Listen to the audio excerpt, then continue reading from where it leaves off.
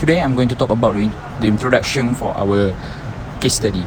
In public relations, crisis communication is a strategic method of communicating with stakeholders and the public during a negative occurrence to supply them with information pertaining to the unfortunate event. In the event of emergencies, it is crucial for organizations to deploy proactive, timely, and detailed communication. This can be achieved when all companies have an established emergency communication strategy that outlines the procedure for disseminating information in the moments of heightened pressure. The reason behind this is when a disruptive event emerges, the company's image is hanging by a thread. Thus, it is pivotal to broadcast facts to reassure the public and counter blatant misinformation.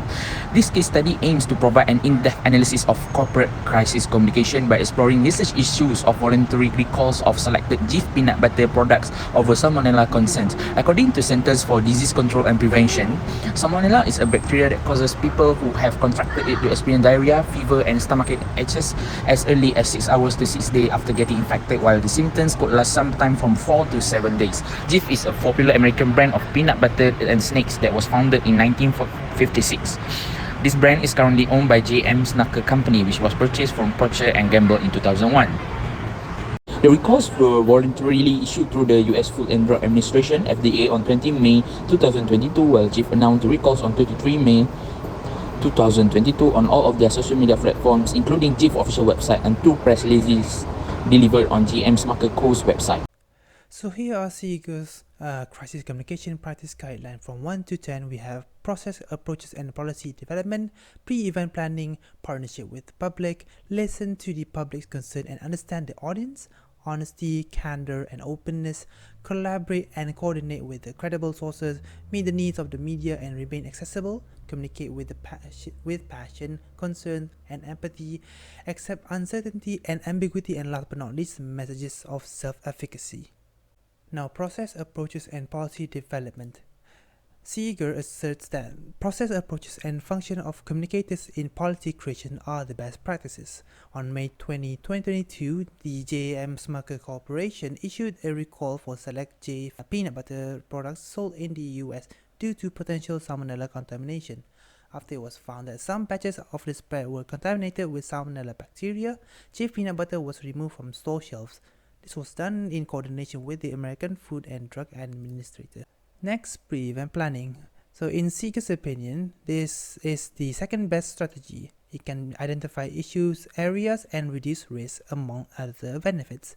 This could result in the identification of necessary response, resources, and more effective crisis decision making. Even before the salmonella outbreak, J.M. Smucker Corporation took steps to support its workers as the pandemic's devastating effects were felt, assuring employees' welfare and aiding the communities most adversely affected by COVID-19. Next, for the partnership with the public. As we all know, the public has a right to know what dangers they may face in the aftermath of the disasters. Continuous efforts should be made to inform and educate the public using science-based risk assessments. Companies will be able to avoid disruption and disaster as a result of this. J.M. Smucker Co. did a fantastic job educating the public about the Jif tainted items after learning about the problem. Jif peanut butter has been pulled off store shelf after it was discovered that some batches of the spread were tainted with salmonella germs. In addition to the United States, some peanut butter connected to the salmonella epidemic has been recalled in the United Kingdom and other nations. When a calamity hits the company are advised to listen to the public and understand their audience. Companies that are dealing with risk or in the midst of a disaster must listen and attend to the people's worries, take them into consideration in decision making, and respond appropriately. In reality, acknowledging and understanding one's demographic is a key factor in effective communication. To gain credibility, continuous engagement with the people is required. Therefore, this shows that the credibility can transform into public belief and confidence. Companies that cease to create genuine trustworthy connections before a turmoil will face hard time developing them, especially after the incident. In fact, lack of trustworthiness may increase the likelihood of injury substantial, which puts public safety at harm. For example, we can see for the event of the Jif peanut butter being recalled by the Food and Drug Administration of the United States, the company managed to handle it very well by reconnecting with the victims that are affected by the products and willing to reimburse a certain amount of money based on how the damage is done by the products to the victims. This shows how great the credibility of that company in the eyes of the public. Products with UPC under the vertical lines with the serial number of 51500 and first 7-digit product code ranging from 1274425 until 2140425 that are possibly contaminated by salmonella bacteria. They did not beat around the bush with respect to which product they are affected and the type of bacteria in question, and release the facts right away to the public. And moreover, the parent company also released two press release statements, one in America and one in Asia, to further acknowledge the issues regarding the problem that they are facing to the public without vagueness. Then, collaborate and coordinate with reliable sources. Statements and initiatives are made possible through collaborative relationships between entities. An effective and viable approach to synchronize and collaborate with other reputable resources can be performed through creating pre-crisis alliances.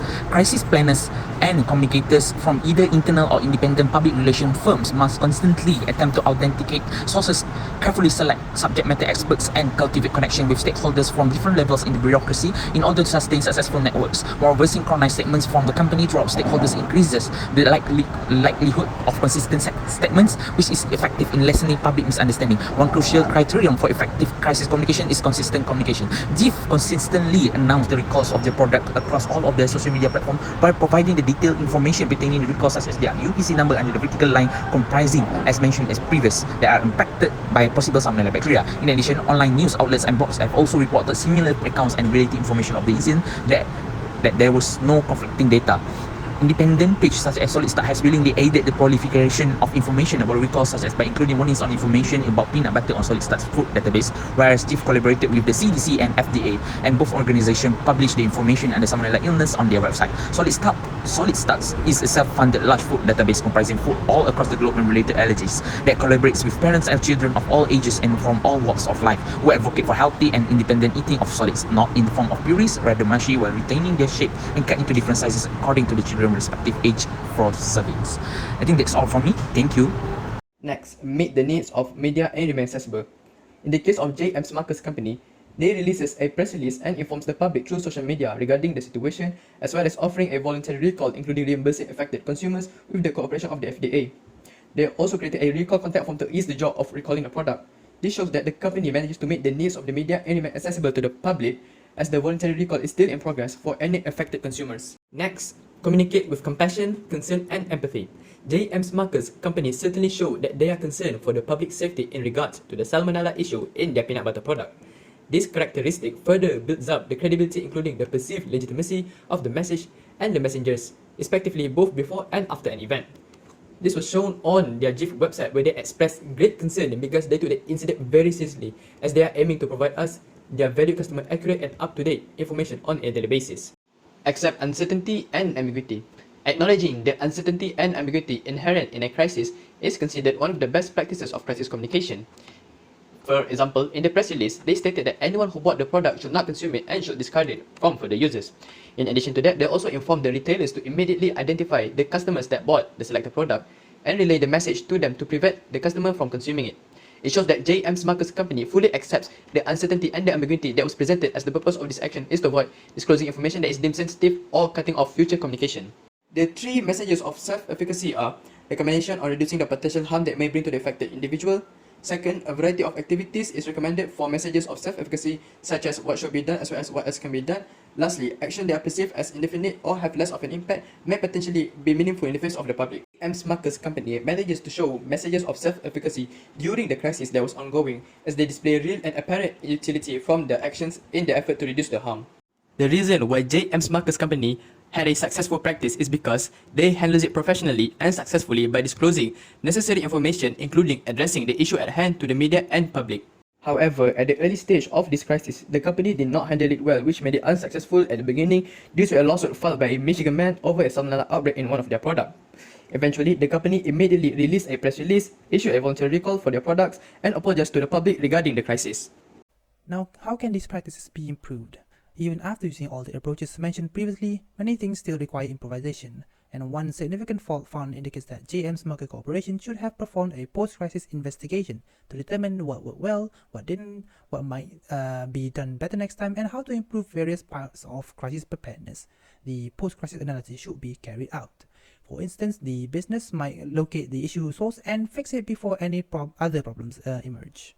In general, corporations must handle their crisis with extreme caution. Seekers and practice are only instructions for businesses to ensure that they can better handle any crisis that arises. Companies can profit greatly from effective crisis communication. That's all from us. Thank you very much.